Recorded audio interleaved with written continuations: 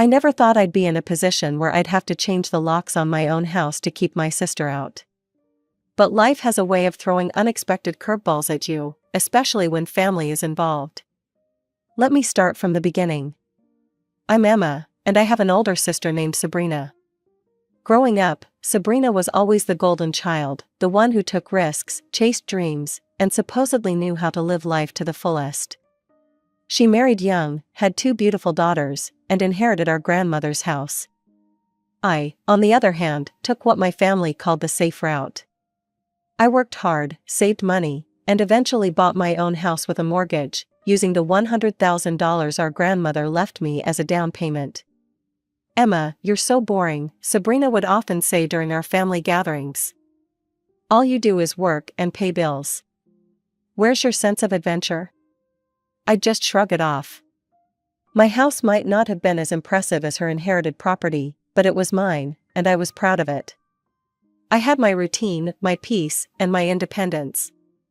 Little did I know that my supposedly boring life would soon be turned upside down. It all started about 6 months ago when Sabrina burst into my house one Sunday afternoon, her eyes sparkling with excitement. "Emma, you won't believe the opportunity I've found," she exclaimed, barely taking off her shoes before rushing into my living room. I was in the middle of my weekend cleaning routine, but I knew that look in her eyes. It was the same look she had when she convinced our parents to let her go backpacking through Europe at 18, or when she decided to have a destination wedding in Bali that nearly bankrupted our parents. "What is it this time?" I asked, setting aside my cleaning supplies. "There's this amazing medical startup," she began, pulling out her phone to show me some fancy presentations. "They're revolutionizing the healthcare industry. Tom and I are thinking of selling the house and investing in it. You should do the same." I stared at her, wondering if she was joking. Sell my house? The one I'm still paying a mortgage on?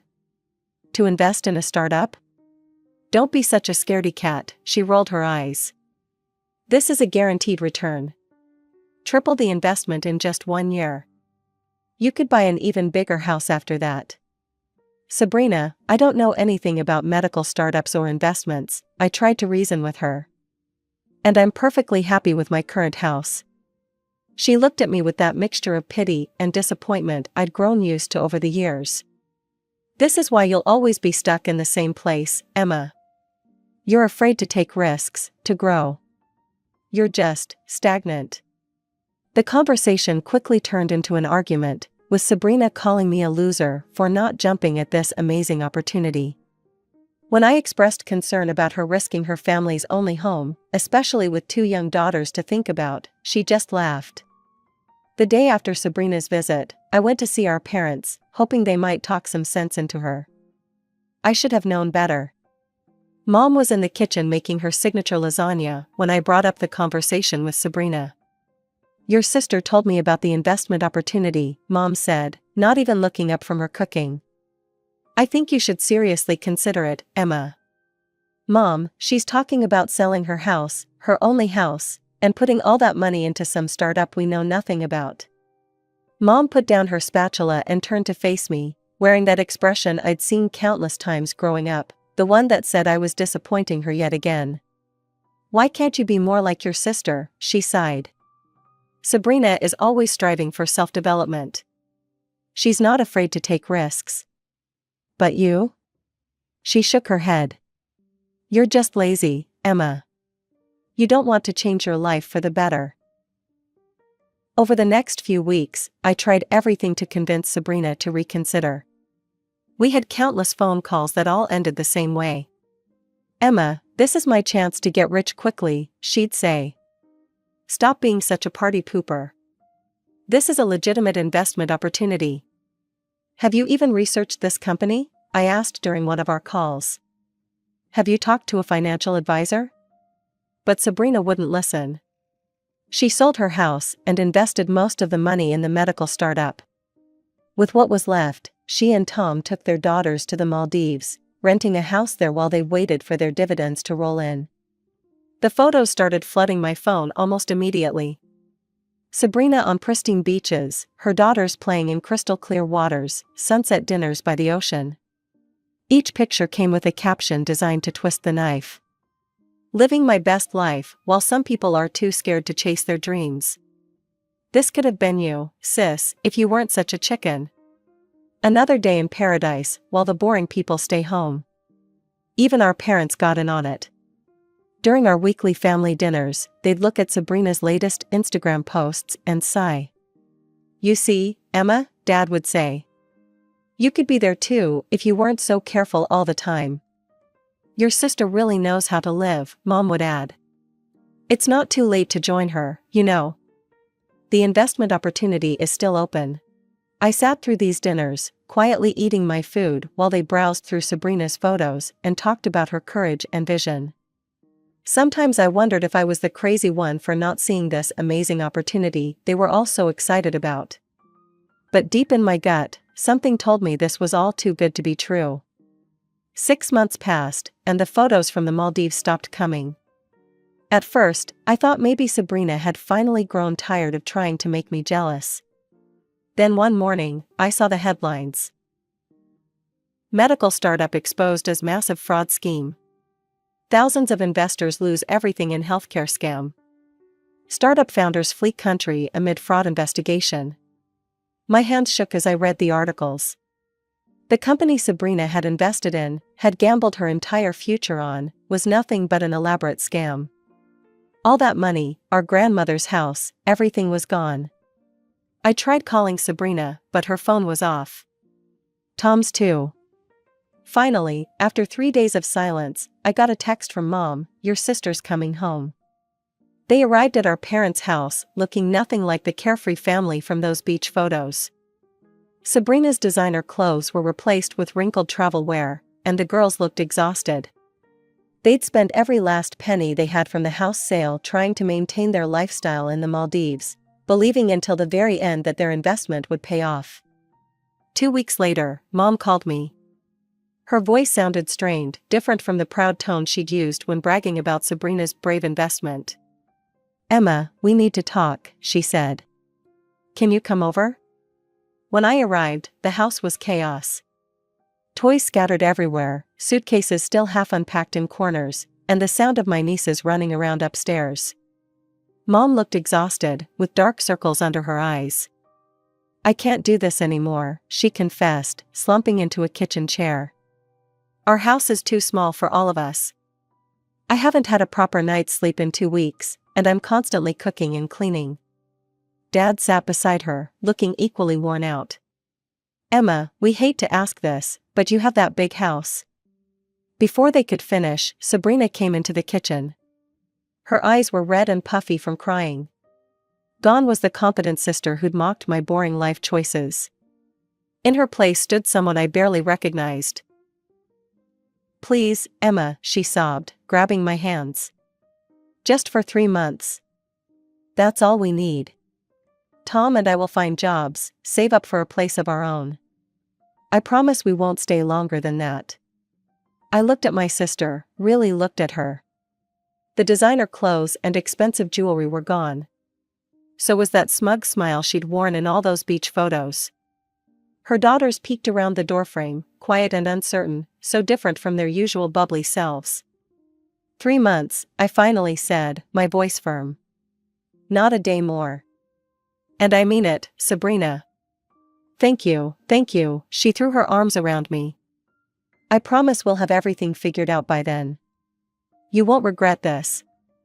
The first few weeks of having Sabrina's family in my house were interesting. I expected them to immediately start job hunting, but that's not what happened. Instead, my house became some sort of social hub, with Sabrina and Tom's friends constantly coming and going. We need to decompress, Sabrina explained one evening when I found her and Tom drinking wine with their friends in my living room. We also need to maintain our social connections. That's how you find good job opportunities. But weeks passed, and these social connections weren't leading to any jobs. Every morning, I'd leave for work to find them still in their pajamas, planning another get-together. Every evening, I'd come home to find them networking with friends. When are you actually going to start looking for work? I finally asked 1 month into their stay. You're so uptight, Emma, Tom said, scrolling through his phone. We're still processing our trauma. We need time to gain strength. Finally, after a month of processing, they both found jobs. I thought this would be the turning point, that they'd start saving money for their own place. I was wrong. Instead of saving, they started spending their salaries on what Sabrina called maintaining their standard of living. My kitchen became filled with exotic ingredients I couldn't pronounce, delivered by expensive specialty food services. I can't just switch to regular food overnight, Sabrina explained while unpacking a $200 grocery delivery. My body got used to certain things in the Maldives. I need to transition slowly. When the 3-month mark approached, I decided it was time for a serious conversation. I found Sabrina in the kitchen, ordering another exotic meal delivery on her phone. So, I started, trying to keep my voice casual. Have you started looking for places to rent? She looked up from her phone, surprised. Oh, come on, Emma, don't be so pushy. We need more time to find the right place. More time? The agreement was 3 months. That was the deal. Why are you being so selfish? She frowned. We need to find a place that's in the right school district for the girls. These things take time. And how many places have you actually looked at? Her silence was answer enough. That evening, my phone rang. It was Mom. Emma, Sabrina told me you're trying to kick them out, she said accusingly. I'm not kicking them out, Mom.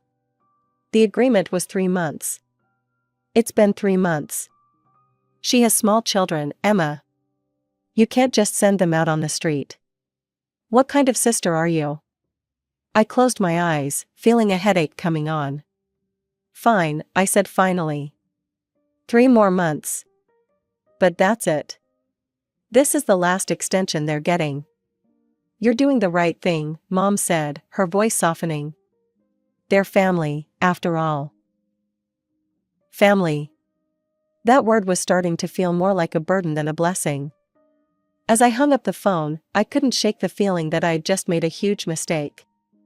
When the utility bills arrived that month, I nearly had a heart attack. The numbers were more than triple what I usually paid. Water usage had skyrocketed, electricity consumption was through the roof, and don't even get me started on the heating bills. I sat at my kitchen table, surrounded by bills, doing calculations that made my head spin. My mortgage payment was already substantial.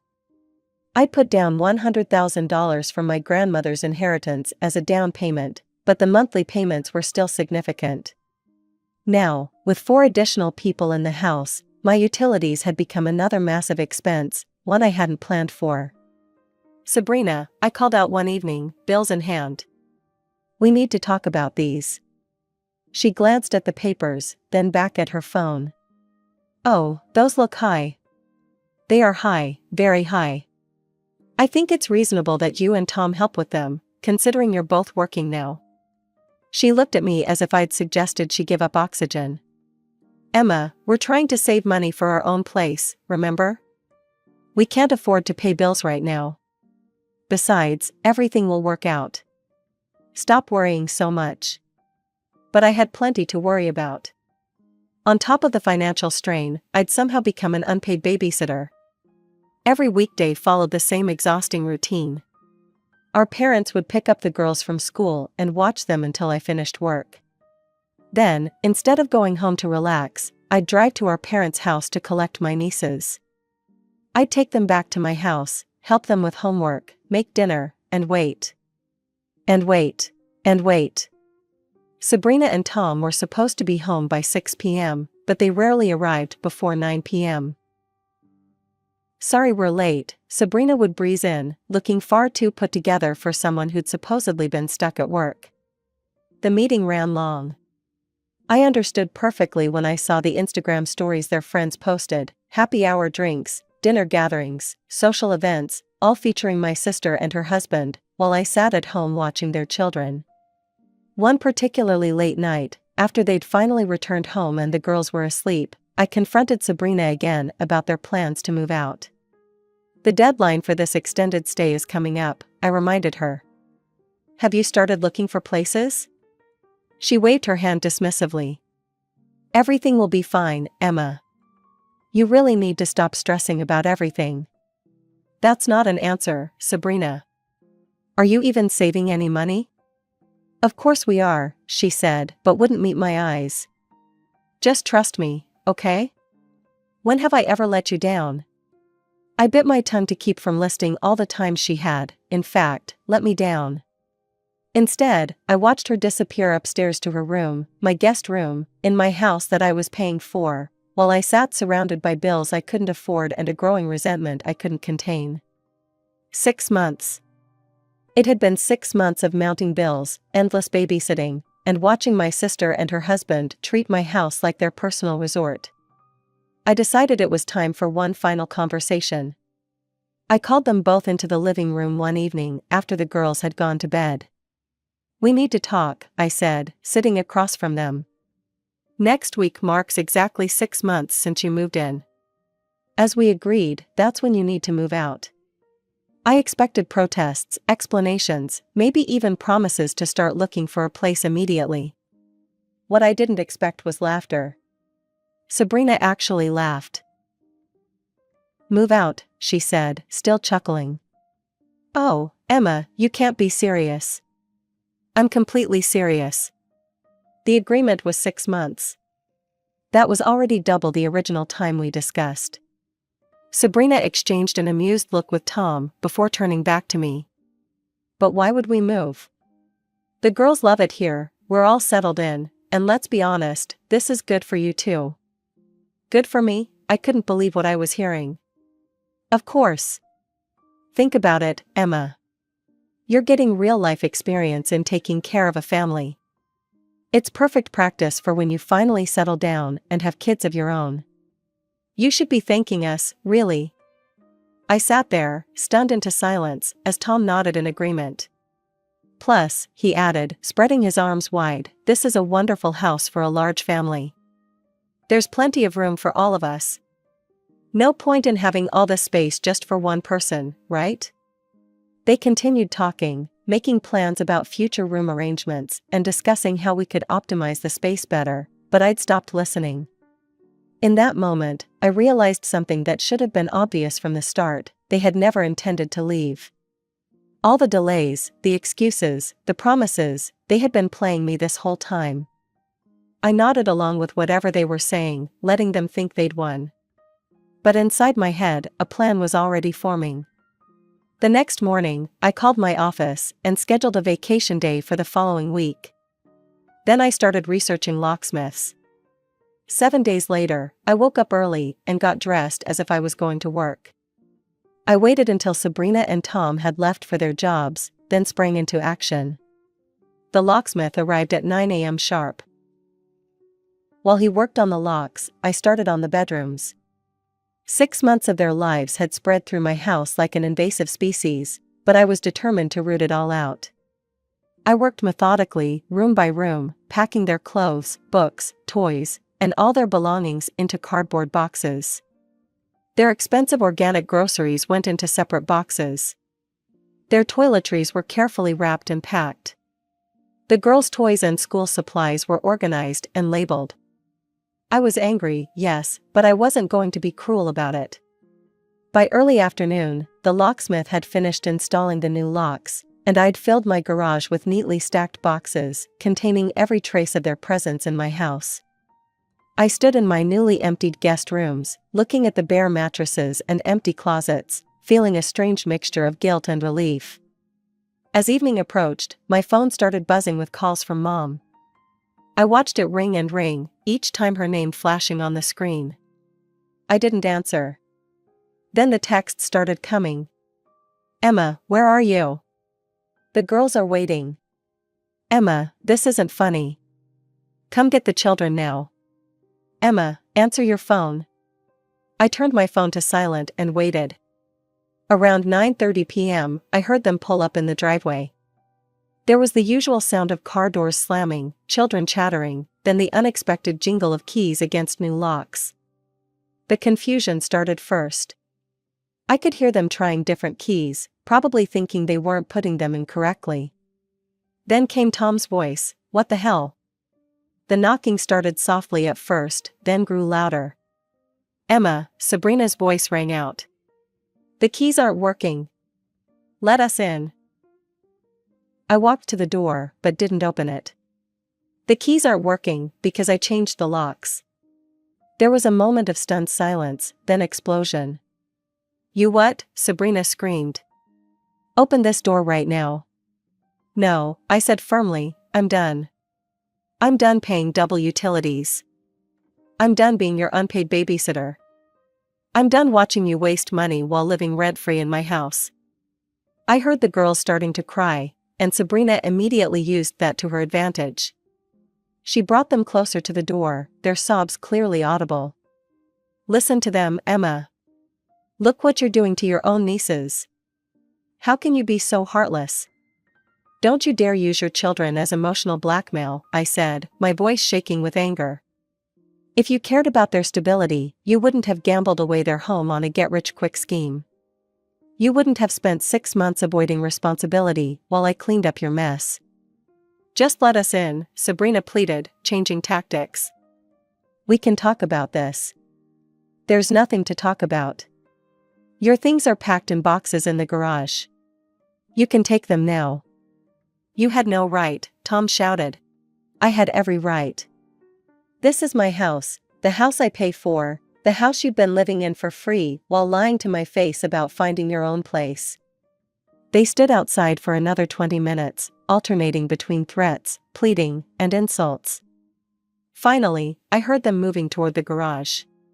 It took several trips to load everything into their car, punctuated by Sabrina's loud complaints and Tom's angry muttering. Just as I thought it was over, my phone rang again. "Mom. How dare you throw your sister out?" she screamed before I could even say hello. "What kind of person does this to their own family? Sabrina should be living with you. You need to help your sister." "I did help her, Mom, for 6 months. Now it's your turn. Let's see how you like having them live with you for half a year." The line went dead. I stood in my empty, quiet house, feeling simultaneously terrible and relieved.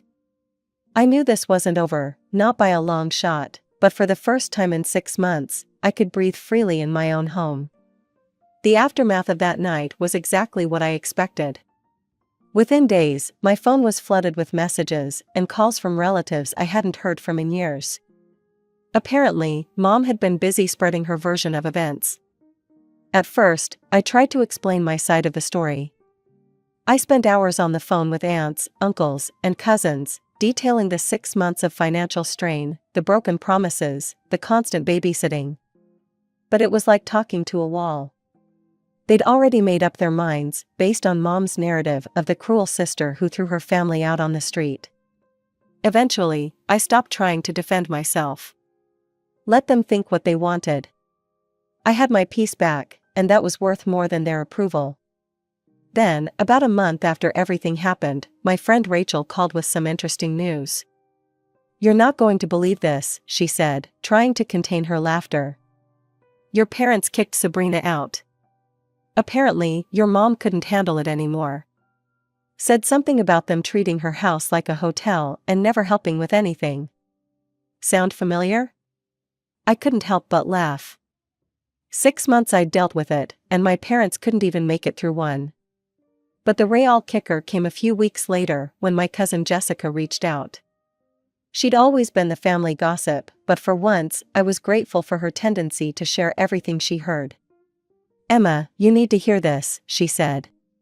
"Sabrina and Tom found an apartment, but guess what they're doing with their money now? They're investing in some space startup. Sabrina's going around to all the relatives, telling everyone how this is going to make her rich. Says she's going to buy a house twice the size of yours." "Are you serious?" I pressed my hand to my forehead. "After everything that happened?" "Oh, it gets better," Jessica continued. "She's trying to get everyone to invest with her. Says it's a ground floor opportunity or something like that. She came to my house last week with all these fancy presentations about space mining or whatever." I felt a weird mix of emotions, frustration, pity, and something close to relief. Relief that I'd gotten them out when I did, before they could try to drag me into another one of their schemes. These days, I don't talk to Sabrina anymore.